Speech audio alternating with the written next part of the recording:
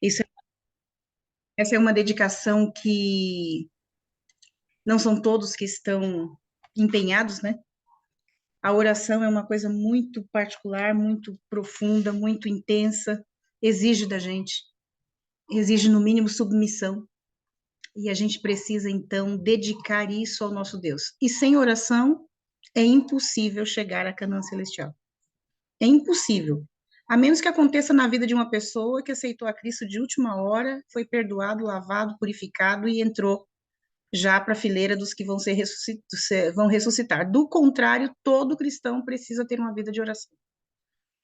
E desenvolver essa vida de oração, esse ministério de oração, requer realmente renúncia e entrega. E sem renúncia não existe cristianismo. Se enganam quem pensa que pode ser cristão e vai alcançar a Canaã celestial sem renúncia. Todos nós teremos que renunciar a alguma coisa.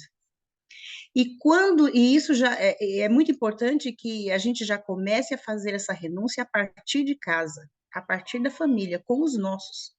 Porque do que adianta eu ganhar tantas almas lá fora e perder os meus? O que adianta eu ser uma pessoa muito bem vista aos olhos das pessoas da igreja, ou mesmo do meu meio social, ou de onde eu trabalho, sendo que eu não consigo trazer para casa essa verdade? De um cristianismo sincero e verdadeiro a partir de mim. E é isso que a família exige. A família exige mais do que qualquer outro lugar onde a gente esteja. A família exige, a família é a nossa prova de fé, de persistência, né? Porque o lugarzinho onde a gente realmente tem que ser quem a gente é. É por isso que tantas famílias são infelizes, porque dentro de casa as pessoas são completamente diferentes do que são lá fora. Eu sigo há muitos anos uma cantora que eu gosto muito, a Sandy Petty. Sandy Petty, né? Não sei quantos aqui conhecem. E ela disse uma vez numa entrevista uma coisa que marcou para mim. Ela falou assim: eu achava que eu tinha que ser no palco, que eu tinha que mostrar aqui no palco uma coisa, e quando eu saísse do palco, eu teria que continuar essa coisa, né? Esse modo de ser, essa aparência. E com o passar dos anos, eu percebi que não, que eu tinha que ser aqui o que eu já era lá fora. Eu tinha que ser no palco quem eu era na minha casa, e não simplesmente o contrário. E as pessoas pensam isso, que tem que ser no púlpito uma coisa, e aquela coisa que ela é no púlpito, ela tem que mostrar lá fora. Não, quando você chega no púlpito, você já é você. Então, você já está trazendo a sua vida para o púlpito. Então, e chegar no púlpito é trazer para o púlpito quem você é na tua casa. Fora de casa, no trabalho, em todos os lugares. Por que que as famílias estão passando por crises de identidade? Por que que as famílias estão sofrendo horrores nos seus relacionamentos? Porque as pessoas não conseguem ser elas. Elas têm uma fachada que elas são lá fora e elas para dentro de casa não conseguem trazer isso. E aí, quando os filhos veem esse pai, essa mãe, esse pai e enxerga esses filhos, veem que são duas pessoas totalmente diferentes, antagônicas. Então, eu preciso entender que eu tenho que ser eu, e onde eu estiver, as pessoas vão ver quem eu sou. E eu não posso viver com uma fachada. Eu tenho uma aparência no púlpito, uma aparência na minha vida de cristã, e dentro de casa eu sou quem eu sou. Dentro de casa eu chuto o cachorro, eu bato no gato, eu mato o passarinho, eu deixo as plantas morrerem, porque lá dentro de casa eu sou assim. Quem quiser gostar de mim, que goste. Então, é por isso que as famílias estão passando por tantas adversidades, porque as pessoas não estão conseguindo ter uma conversão a partir da casa, a partir do lar. É no lar onde as coisas acontecem. E aí é muito comum as pessoas correrem para a igreja e dizerem, pelo amor de Deus, me ajuda. Sim, a igreja é o caminho certo de pedir socorro mesmo. Porém, se você não tiver uma transformação dentro de casa, a igreja, você correr na igreja não vai resolver. Porque na igreja é um lugar perfeito para se viver de aparências. Não tem lugar melhor para você ter aparência do que a igreja. É onde você põe sua melhor roupa, seu melhor sapato, sua melhor joia, quem usa, e assim sucessivamente. E você se veste num salto que todo mundo que olha admira. Uau! Fulano de tal, a família tal, a família tal, a família tal. E todo mundo vai sendo reconhecido como famílias ou pessoas que têm poder, que têm autoridade. Porém, quando chega em casa, a mulher xinga o marido xinga a esposa xinga o filho distrata o pai, a mãe, o avô, a tia e assim sucessivamente. Então, o que Jesus deu como missão para nós é o que a gente precisa colocar em prática hoje. Você começa a pregar a partir da sua casa, aqui em Jerusalém, aqui. Depois você vai para mais longe, depois você vai para o mundo pregar. Se nós entendermos essa geografia, a nossa vida como família se resume em sucesso. Por quê? Porque eu começo a pregar para os meus. E o que que eu faço na maioria das vezes? Eu subentendo que os meus já estão evangelizados. Eu levo para a igreja todo sábado.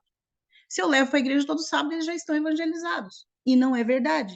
A gente se surpreende cada dia mais. Então, eu preciso concentrar o meu entendimento, a minha fé e tudo que eu tenho de bom e de informações a respeito de Deus dentro da minha casa, para os meus. Eu não posso ser um fardo para os meus, eu não posso ser um peso para os meus. Eu tenho que ser a luz de Cristo para os meus. Ah, mas é só eu e meu marido. É eu e meu marido. É entre eu e ele que eu vou dar o meu melhor.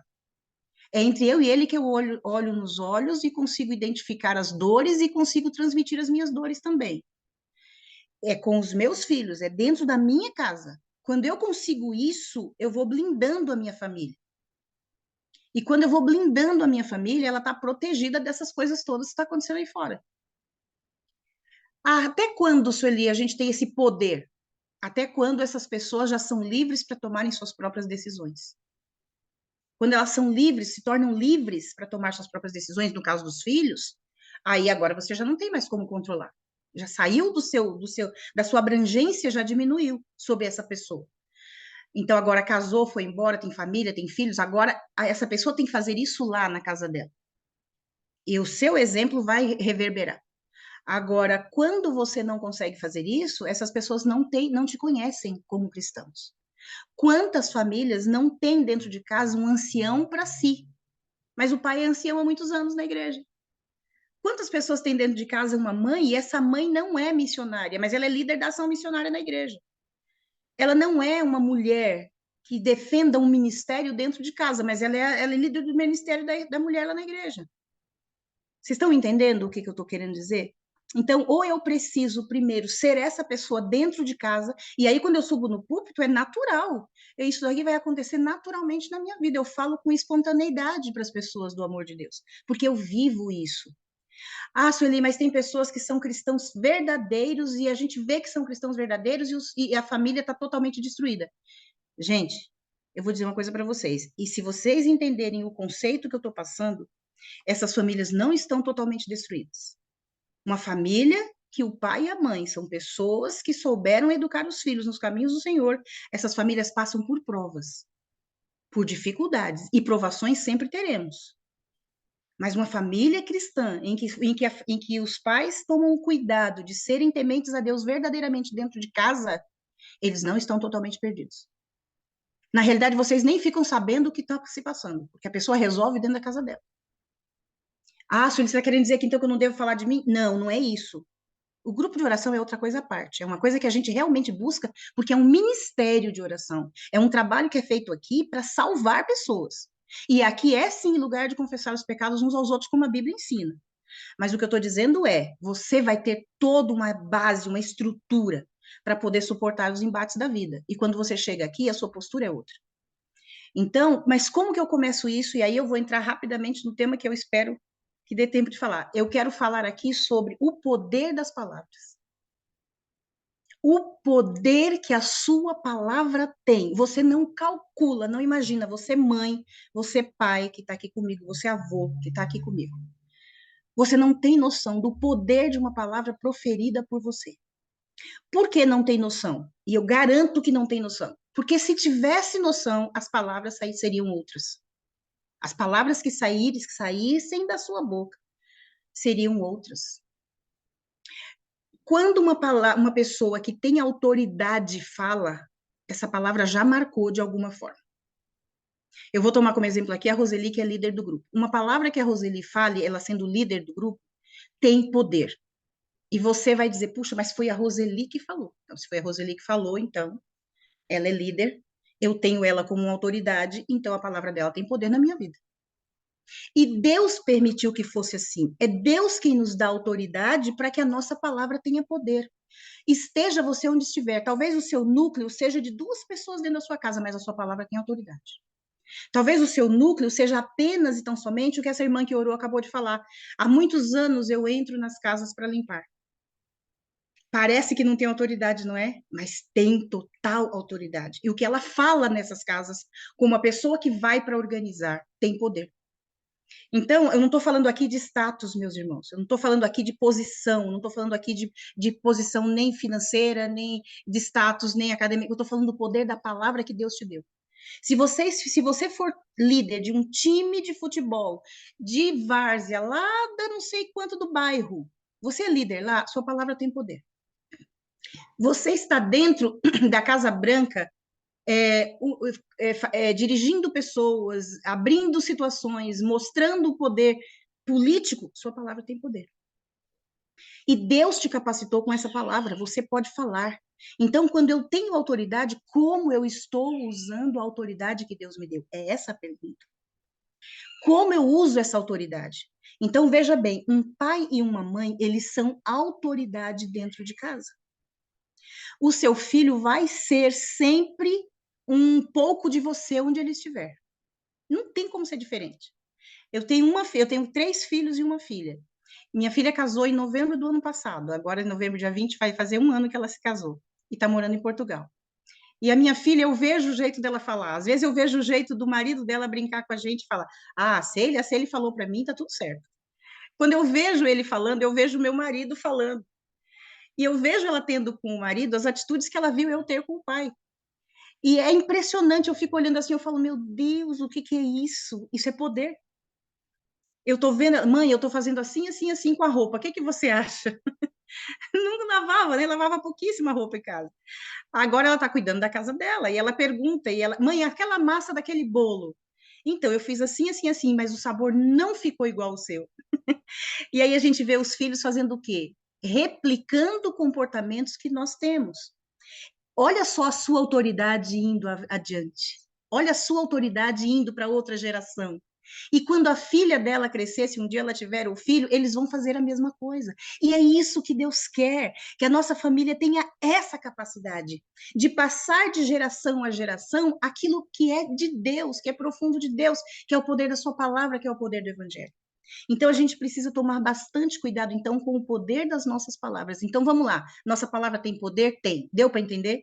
Vocês todos que estão aqui estão entendendo? Deus te deu capacidade para proferir palavras e você pode escolher que essas palavras sejam poderosas para salvar.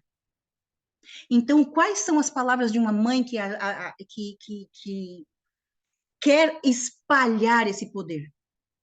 Palavras boas ou más?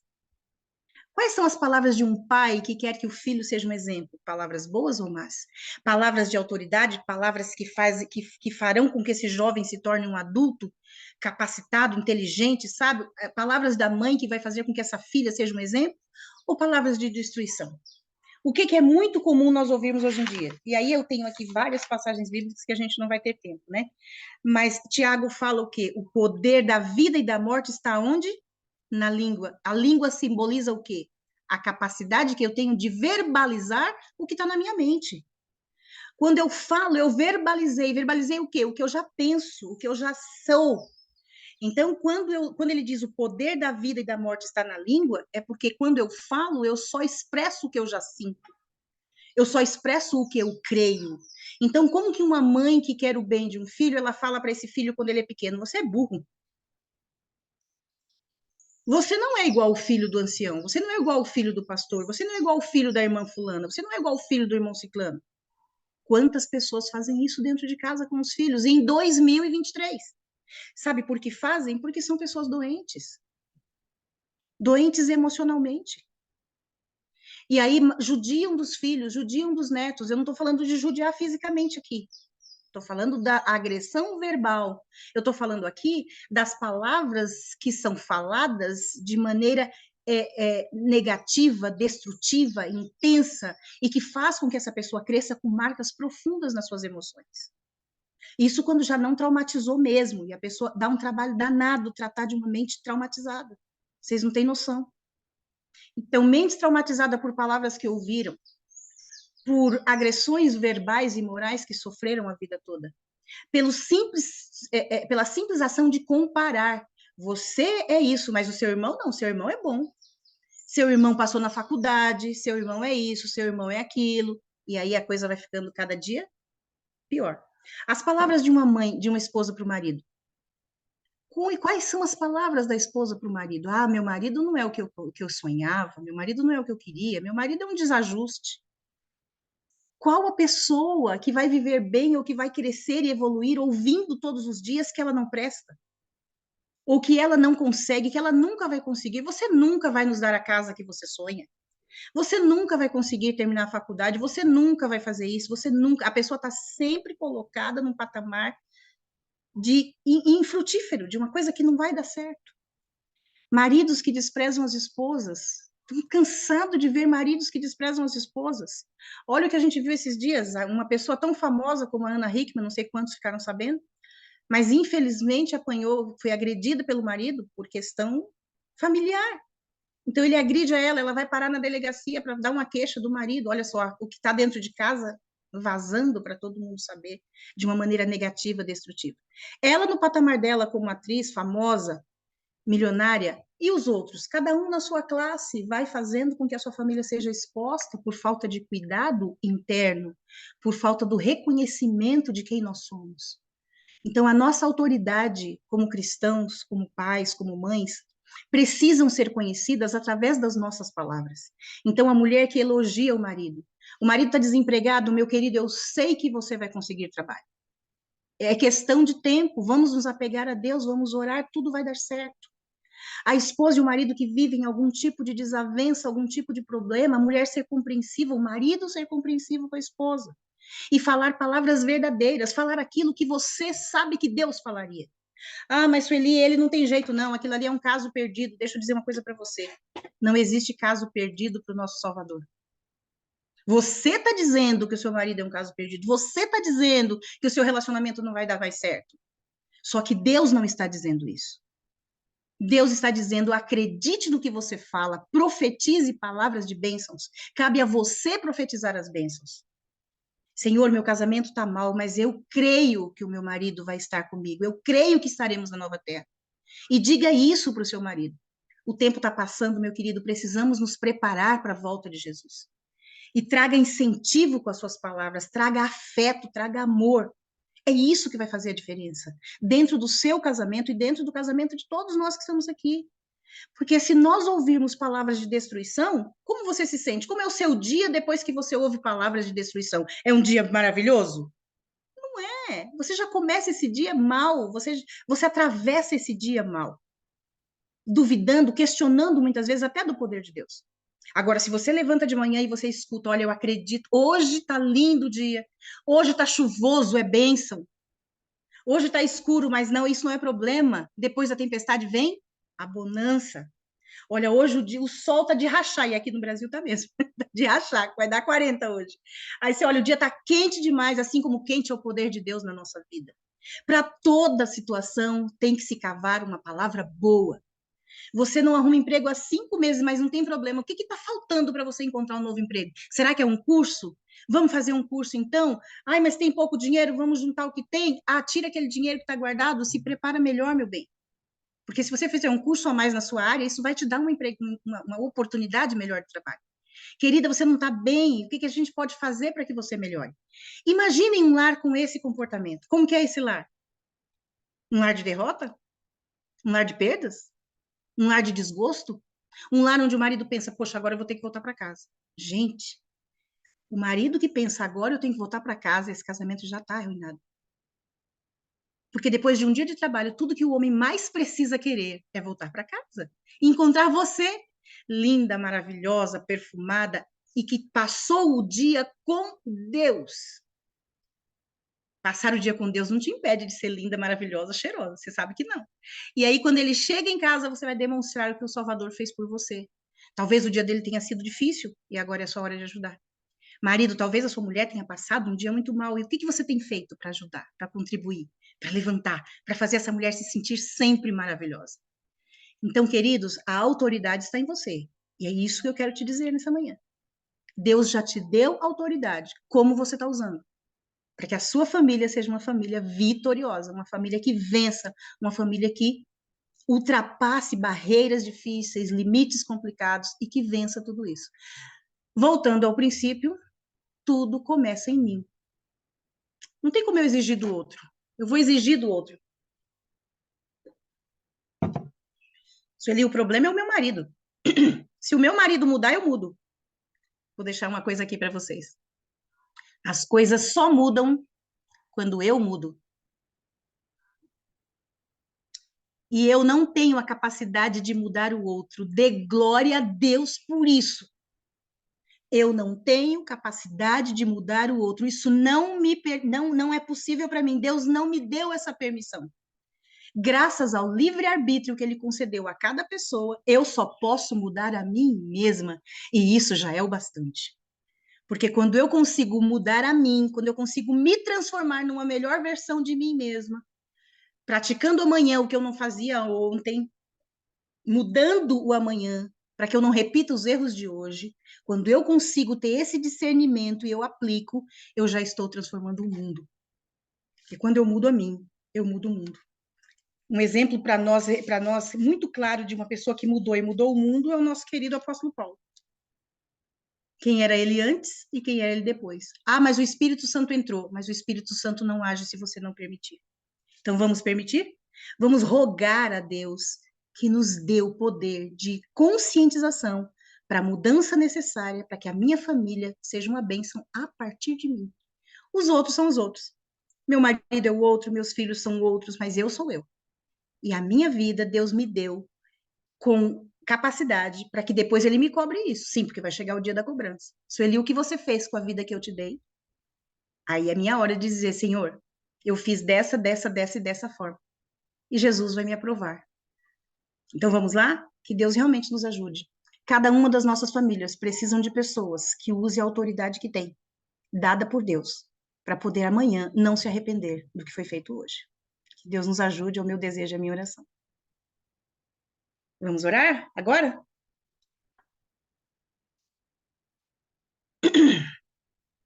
Querido Deus e amado Pai que estás nos céus, louvamos o teu nome, engrandecemos o teu nome, porque o Senhor é um Deus amoroso, poderoso, justo, bom, compassivo, misericordioso. Meu Deus, o Senhor é tudo. O Senhor é tudo que nós precisamos e por isso nos entregamos nas tuas mãos. Não tem outro Deus que a gente sirva, não tem outro Deus que a gente queira servir. O Senhor é o nosso Deus amado, o Senhor é o nosso Deus que está conosco todos os dias da nossa vida. Louvado eternamente seja o seu santo e maravilhoso nome. Agora, Deus, estamos aqui com esse grupo de oração. Nós já ouvimos as orações no início, pessoas que estão carentes de cura física, de cura emocional, de cura espiritual, de cura financeira, de cura social, porque não conseguem interagir umas com as outras, pessoas que não estão conseguindo interagir dentro das suas próprias casas. Oh, Deus, por favor, a tua serva disse que a nossa casa precisa ser um pedacinho do céu. Meu Deus de amor e misericórdia, que cada casa aqui seja realmente um pedacinho do céu. E que toda mudança necessária seja feita para alcançar essa dádiva, essa graça das tuas mãos. E que a partir de cada casa, que seja um ponto de luz nesse mundo, as pessoas ao redor sejam iluminadas pelo nosso exemplo, pelo nosso amor, pelo nosso carinho que nós recebemos de ti. E que transmitimos para os de casa e os de casa vão transmitir para todas as pessoas lá fora. Querido Deus e Pai, por favor, ouve as nossas preces. Ouve cada oração que já foi feita aqui hoje, cada pessoa que está com um problema grave nesse momento e que precisa de solução. Que essa pessoa encontre nesse dia, que esse dia seja o ponto de virada para cada pessoa que está buscando um milagre, a cura, a libertação, o poder, a capacitação. Que essa pessoa receba isso pelo teu poder e que o teu nome, somente o teu nome, seja honrado e engrandecido pelas nossas vitórias, para que as pessoas vejam as boas obras que o Senhor faz na nossa vida. Ó Deus, por favor, abençoa cada pessoa, cada líder do grupo de oração, cada visita, cada pessoa que chegou aqui hoje, quem sabe pela primeira vez, ou aqueles que já estão aqui, mas chegaram angustiados, chegaram tristes, pesarosos. Que essa pessoa entenda que esse dia é um dia de vitória, porque cada dia do teu lado é dia de vitória. E que isto seja a nossa crença, a nossa fé e a nossa confiança diária, em nome de Jesus. Amém.